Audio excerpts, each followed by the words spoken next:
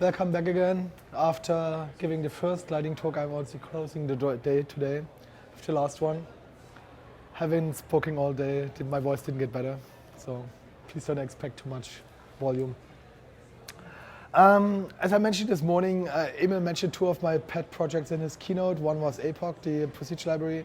The other one was the Spark connector, which I actually started as an experiment to work with the binary driver back in February, way before we released Neo4j 3.0, just to see how well it works within a context, for instance, of a Spark application. And then it turned out it worked pretty well. I ran into some issues with the typical serialization problems within Spark. But in general, it worked pretty well. And so today I want to talk about like 3 ways of how you can or can imagine to integrate Spark with Neo4j. First one is, so I want to talk about Neo4j. Who doesn't know Apache Spark? You? Okay, Spark is an really fast and well implemented batch processing framework for large data sets. It runs on memory-only clusters, large clusters, and has been used quite widely around the industry to ingest and work with data. And interestingly, it works in 2 ways. So once you have kind of this more imperative building Spark apps using the APIs, the Scala API, the Python API, the R API. But on the other hand, you also have Spark SQL support, which is a declarative approach, which is then used by Catalyst to compile down to operations which are optimized and bytecode compiled and so on. So there's a lot of really good stuff happening. The other really interesting thing about Spark is this computation graph that it builds up, because it kind of breaks everything down into smaller computations, and then it can decide if certain information has to be discarded because of memory constraints and can be recomputed when needed or if needed. So that's a pretty nice graph application actually as well. And the underlying data structures are resilient distributed data sets, which are RDDs, data sets and data frames, data sets are the new data frames. And it comes also with nice machine learning and some graph processing stuff out of the box. Interesting is that you can use Spark quite nicely for data integration. So pulling data from lots of different data sources, ingest events from sensors, from user behavior, from third-party systems, and bring them all together, process them together, build models based, for instance, on user behavior, train models, and so on, and then use this information to make business decisions or to enrich other applications.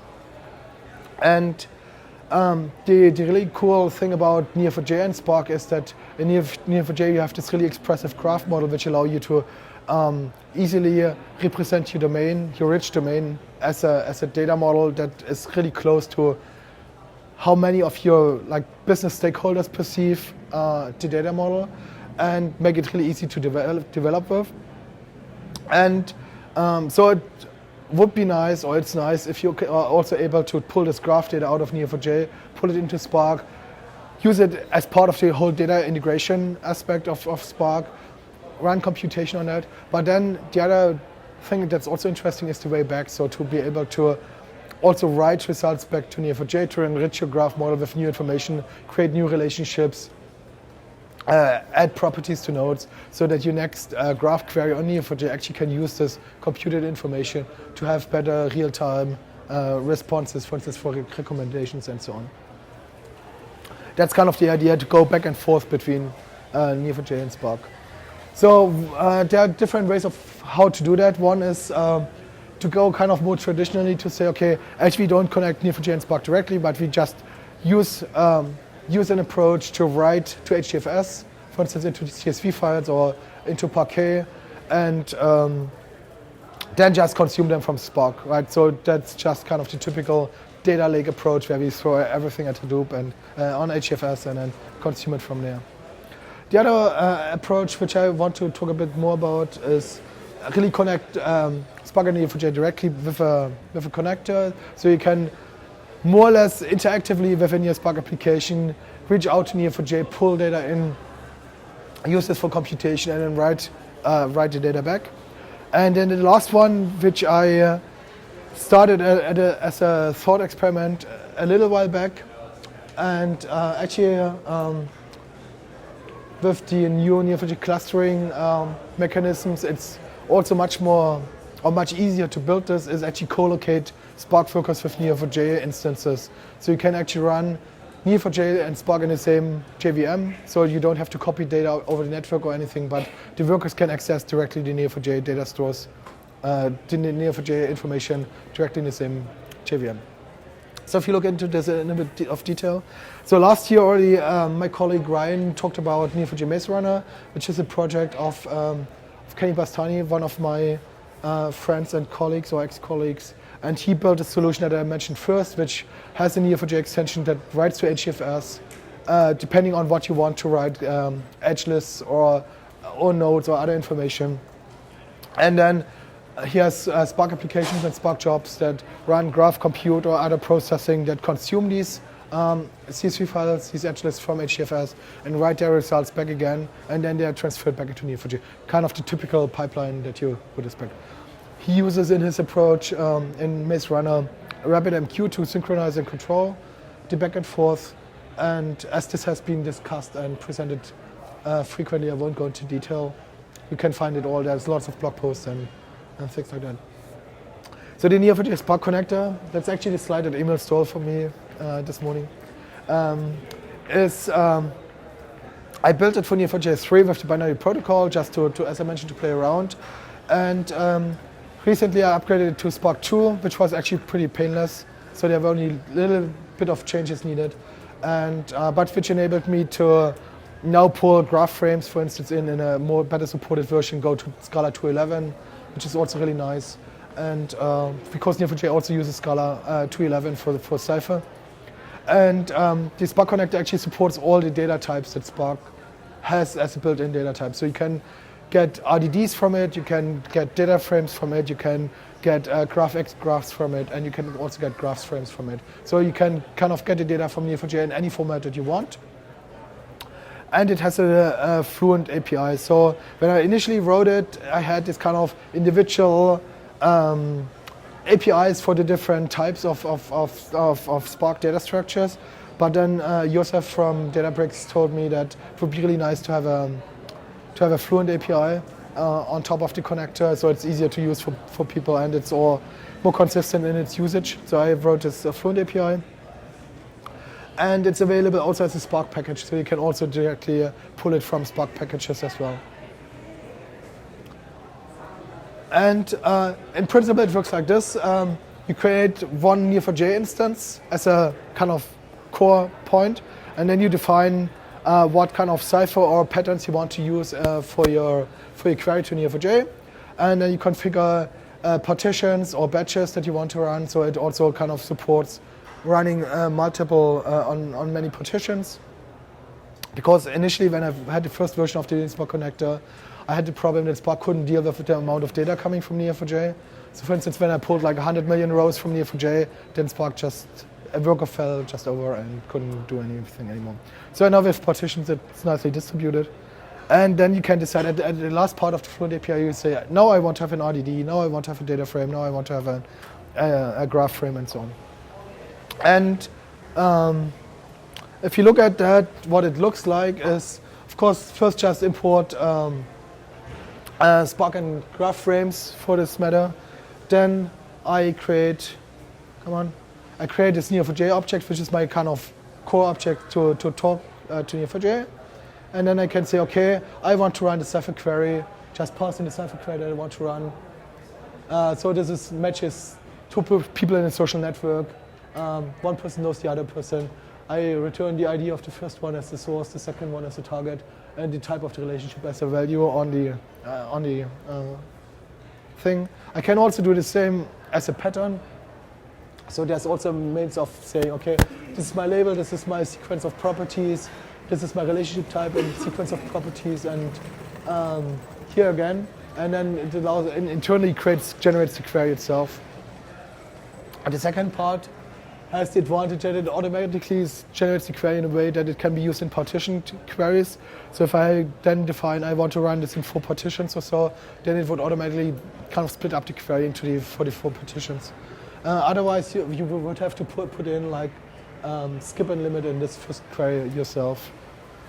And then you just can specify I want to run this in 3 partitions with each batch containing 1 million rows, and then it just would go over the data and pull it all in and run that as multi-partition. And then in the end you just say, and now I want to have this as an RDD, as a data frame, and so on. So that's kind of the Flink API. So if you have any feedback to that on if this makes sense, if it's useful in terms of API and usability, I'd love to get some feedback on that. Haven't gotten so much feedback yet. And then you can run whatever you want to run in Spark on the data, on the RDDs, on the graph frames. Something I do is I infer schema as well. So from the Neo4j results, I actually look at the first row that I get back and kind of look at the data types, because Neo4j itself doesn't provide any metadata about the data types that it returns, because each column could have, each row could have different values for each column. And so I just pick on the first row and infer the data types, but you can also provide for data frames, for instance, you can also provide schema definitions for Spark. So you can say, okay, but this is actually this type. And then you can run all the stuff, and you can also run, for instance, PageRank on the data.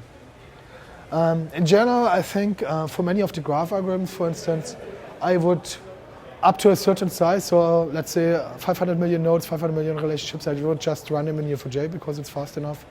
If you go into like billion node relationship sizes, then I would use Spark with a cluster.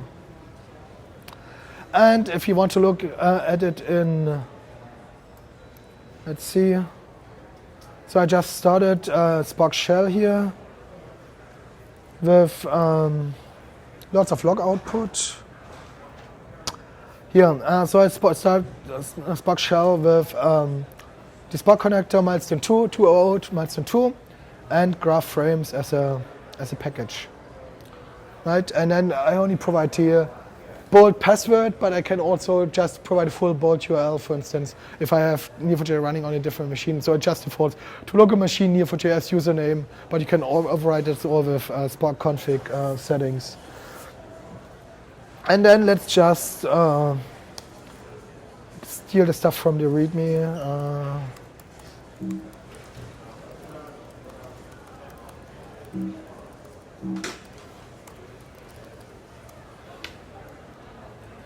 So as I said, we can just import the whole stuff. And then, for instance, here we say, okay, it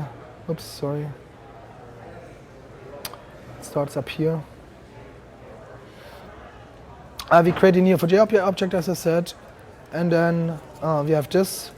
And then our Neo4j can do Cypher, and I can provide the Cypher statement, for instance, I match any, so this is Panama paper data, I match any officer,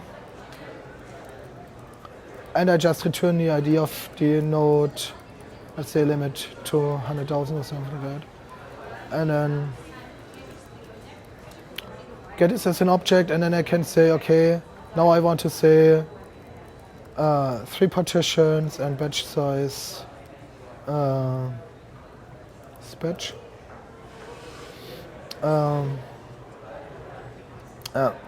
Batch like 10,000 or something like that, and then load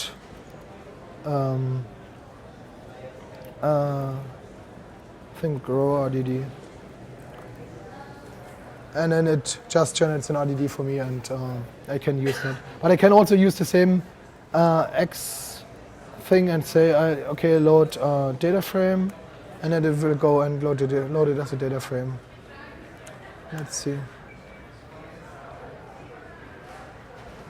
There's some weird session management stuff that's not yet. So, and you see, it's loaded 3 partitions with 100,000 each, so it's 300,000 rows in total. from that.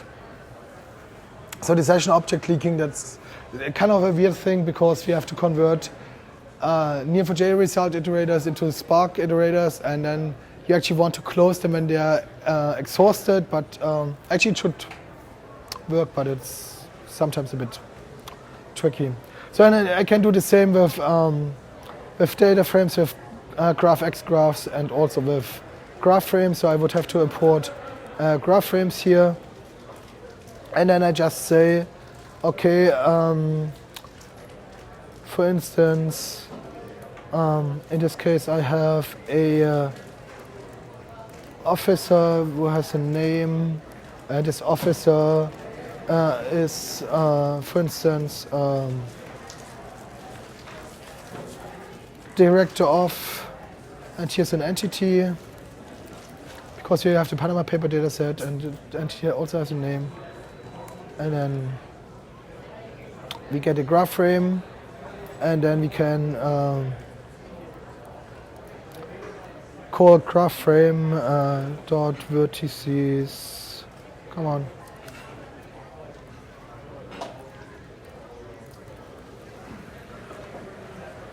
What? Is it not vertices?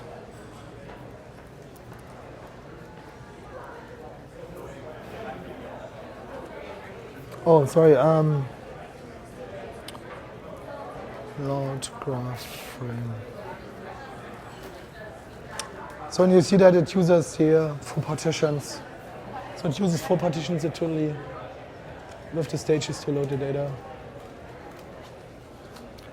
And you see that Spark Shell probably has not enough memory. So it's loaded 600,000 rows from Neo4j into Spark Shell. Yeah. Okay, just a quick demo, but there's more that you can, of course, do with this. And so the last one is something I actually want to work on. Perhaps I build it on the flight back to Germany. Actually collocate Spark workers with Neo4j instances. That means we start with the Neo4j startup, with a kernel extension. We also start a Spark worker, provide like a master URL to the Spark worker, so it kind of connects to the master. And then we have a Spark worker running in the same JVM, in the same memory, in the same process as Neo4j. And then we can use this, for instance, with the new clustering to put like a Spark worker on each edge or on each read replica of the Neo4j cluster. So I can have 1,000 Spark workers running on the Neo4j graph, for instance. And then we only have to provide an API for the Spark program actually to access the Neo4j data, to more or less wrap Neo4j's data into again, graph frames, RDDs and data frames and so on, but without transporting it over the network, without pulling it out of Neo4j. And the big advantage is also because Neo4j's internal kernel architecture is really well suited for highly concurrent access to the graph data. That would be like, I don't know, a gazillion times faster than pulling it over the wire. And so I started to build it actually during Emil's keynote this morning, but I didn't finish it, unfortunately. So I more or less, I tried to figure out how to start Spark workers, but it's not so trivial somehow, because it's all this command line stuff which does not really work as much as I want to. So the idea is really to configure Spark master as a config here, and then create a Spark worker with the Spark master URL and inject Neo4j's database as a variable, because I don't know how to inject live objects into Spark's worker. That's something that I still have to figure out somehow. And then I have a copy of this Neo4j object. So this Neo4j partition. Come on. This Neo4j object that I also used in the connector, actually, I just copied the code over and replaced everything that does remote connections with access to database locally. So I more or less replaced the whole query part here.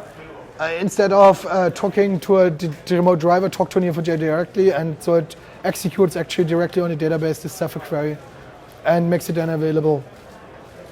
So I it compiles and does not run because Spark Focus needs some other stuff to work, so I have to figure that out.